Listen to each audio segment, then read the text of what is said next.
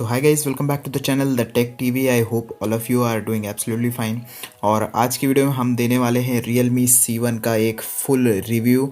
इस फ़ोन को मैं लगभग 15 दिन से यूज़ कर रहा हूँ और मुझे क्या इसमें प्रोज और कॉन्स क्या क्या लगते हैं, आज की वीडियो में हम इसी बारे में बात करेंगे। और ये फ़ोन आता है आपको 7,000 यानी कि 6,999 रुपये में आपको ये फ़ोन मिल जाता है फ़्लिपकार्ट के ऊपर। और अगर मैं इसके थोड़ा सा आपको क्लैरिफिकेशन दे देता हूँ इसके फीचर्स और इसके क्या क्या इसमें आपको मिल जाते हैं 6,999 की रेंज में। तो इसमें आपको मिल जाता है स्नैपड्रैगन का 450 प्रोसेसर, और इसमें आपको मिल जाती है एक नॉच यानी कि नॉच डिस्प्ले। जैसे कि आप लोग देख सकते हो, ये नॉच डिस्प्ले का जो साइज़ है स्क्रीन का वो है 6.2 इंचेस का। और इसमें आपको मिल जाते हैं डुअल कैमरा, और जो इसकी सबसे मेन बात आ रही है देखने को वो है इसकी बैटरी, जो कि एक बड़ी बैटरी है। 4230 mAh की आपको इसमें बैटरी देखने को मिल जाती है।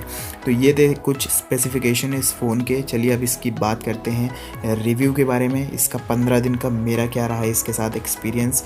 तो इसमें आपको मिल जाता है एक ग्लास जैसा बैक, जो कि ग्लास नहीं है। अगर मैं आपको खोल के दिखा देता हूँ इसको, तो एक्चुअली में ये ग्लास नहीं है, ये एक प्रकार का प्लास्टिक ही है। उसको हाईफाई नाम दे दिया गया है, पॉलीकार्बोनेट, जो कि एक प्लास्टिक ही है। लेकिन आपको ये देखने में कहीं से प्लास्टिक नहीं लगेगा और बहुत ही ज़्यादा ग्लॉसी डिज़ाइन है इसका। बिल्कुल ग्लास यानी कि कांच की तरह लगता है, आप लोग जैसे कि देख सकते हो। और ये एक प्लास्टिक है, जी हाँ ये एक प्लास्टिक है। इसका नाम पॉलीकार्बोनेट बताया गया है। और ये ग्लास की तरह स्क्रैच इसमें रेजिस्टेंट नहीं है, इसमें बहुत ही आसानी से स्क्रैचेस पड़ जाते हैं। तो ये एक इसका बहुत कॉन्स मैं कहूँगा, ये एक इस फ़ोन का बहुत ज़्यादा आपको देखने को मिल जाएगा। बट हाँ, अगर प्राइस पॉइंट की बात करें तो 7,000 में आपको ये बहुत ही अच्छी क्वालिटी मिल जाती है इसको देखने के लिए। और अगर बात करूँ इसके कैमरास की, तो 13+2 पीछे है और 5 मेगापिक्सल का आपको इसमें फ्रंट कैमरा देखने को मिल जाता है, जो कि बहुत ही डे लाइट कंडीशन में बहुत अच्छा परफॉर्म करता है। अगर इसके डे लाइट में मैं फ़ोटोज़ की बात करूँ तो इसकी फ़ोटोज़ बहुत ही ज़्यादा अच्छी आती हैं और इसका ब्लर फीचर भी बहुत ज़्यादा अच्छा है। और अगर नाइट की बात करूँ तो हाँ, थोड़ा सा डिस्ट्रैक्शन आपको देखने को मिल जाता है फ़ोटोज़ में, और डे लाइट कंडीशन में इसकी फ़ोटोज़ बेहतर आती हैं नाइट को देखते हुए। और इसकी फ़ोटोज़ के जो कलर्स आते हैं, जैसे कि मैंने अगर आपने हमारा वीडियो नहीं देखा है इसका कैमरा कंपैरिजन, तो इसके जो कलर्स आते हैं वो बहुत ही वाइब्रेंट कलर्स होते हैं, बहुत ही ज़्यादा अच्छे कलर्स होते हैं। यानी कि अगर ग्रीन है तो वो बहुत ही अच्छा नेचुरल ग्रीन कलर ये दिखाता है इसका कैमरा। और सेल्फ़ी की बात करें तो ये इस फ़ोन सेल्फ़ी के मामले में थोड़ा सा पीछे है। सेल्फ़ी लवर्स जितने भी हैं, इस फ़ोन में आपको थोड़ा सा सैक्रिफाइस करना पड़ेगा, क्योंकि जब भी हम सेल्फ़ीज़ लेते हैं तो इस फ़ोन में हल्का सा ब्यूटीफाई ज़्यादा ही कर देता है और थोड़ा ब्लर भी कर देता है सेल्फ़ीज़ को। और वीडियो क्वालिटी की बात करते हैं तो वीडियो क्वालिटी बहुत ज़्यादा ठीक ठाक है, यानी कि डे लाइट में आपको बहुत अच्छा वीडियो इसमें देखने को मिल जाता है। स्टेबलाइजेशन भी अच्छा ही है 7,000 की रेंज में अगर हम बात करें। और बैटरी लाइफ, जो मेन बात है, बैटरी लाइफ बहुत ही ज़्यादा इसकी अच्छी है। यानी कि अगर आप हाई यूज़र हैं, यानी कि आप बहुत ज़्यादा फ़ोन चलाते हैं, तो इसकी बैटरी लाइफ आपको 2 दिन तो आराम से चल ही जाएगी अगर आपका 100% ये चार्ज है फ़ोन। और इसका जो एक बहुत इसमें नहीं है फ़ीचर, वो है इसका फिंगरप्रिंट। इसमें आपको देखने को नहीं मिलेगा, जैसे कि आप लोग देख सकते हो फिंगरप्रिंट सेंसर इसमें नहीं मिलता है। फिंगरप्रिंट की जगह आपको एक फ़ीचर दिया गया है, वो है फेस अनलॉक। और इसका फेस अनलॉक जो है वो बहुत ही ज़्यादा अच्छा है, बहुत यानी कि बहुत बहुत बहुत ज़्यादा अच्छा है फेस अनलॉक।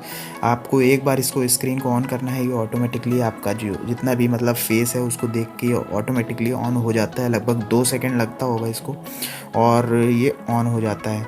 और इसमें मुझे 2 ही चीज़ें बस बेकार लगती हैं। एक, अगर मैं बात करूं फ़ीचर्स के मामले में, तो हाँ, फिंगरप्रिंट नहीं है, इसमें होना चाहिए था।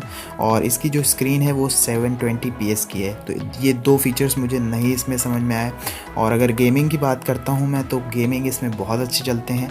आप मेरी वीडियोस देख सकते हैं, मैंने इसमें पबजी चलाया है, टेम्पल रन चलाया है, सबवे सर्फर चलाया है, एसफाल्ट चलाया है, और ये बहुत अच्छा परफॉर्म कर देता है ये फ़ोन।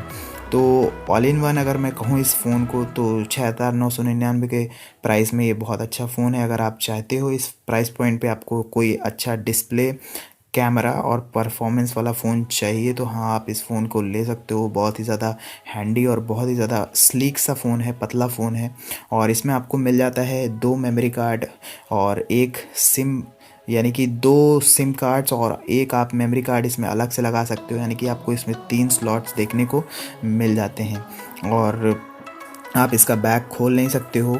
और कुछ इस तरीके से इसका नीचे का डिज़ाइन, आपको जैक के लिए भी अलग से डेडिकेटेड स्लॉट मिल जाता है।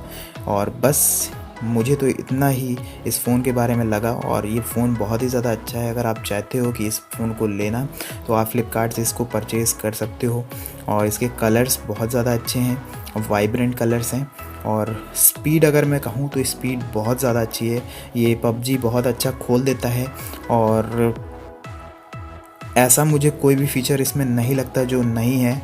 और 1-2 फ़ीचर्स के अलावा आपको इसमें एलईडी लाइट नहीं मिलती है और फिंगरप्रिंट नहीं मिलता है। 720p की स्क्रीन है। तो बस कुछ इस तरीके थे इसके फ्री फीचर्स। और मेरे हिसाब से कहूँ तो आप इस फ़ोन को डेफिनेटली परचेज़ कर सकते हो। अगर आपका 7,000 का बजट है तो ये बहुत अच्छा फ़ोन है। और बस कुछ इस तरीके से थे इसका रिव्यू। ये 15 दिन का मेरा एक्सपीरियंस है और जो मैंने आपके साथ शेयर किया, क्योंकि बहुत से लोग बोल रहे थे इसके ऊपर वीडियो बनाओ, तो ये रही इसकी वीडियो। और वीडियो देखने के लिए बहुत बहुत धन्यवाद। अगर आपने ये वीडियो एंजॉय किया हो तो वीडियो को लाइक ज़रूर कर दें। लाइक करने से बहुत ही ज़्यादा मोटिवेशन आता है और मुझे लगता है कि हाँ, मैं अच्छी वीडियोस बना पा रहा हूँ आप लोगों के लिए। तो वीडियो को लाइक कर दें और कमेंट सेक्शन में जो भी आपको जानना है इस फ़ोन के रिगार्डिंग तो आप पूछ सकते हैं। और वीडियो देखने के लिए बहुत बहुत धन्यवाद। Be happy.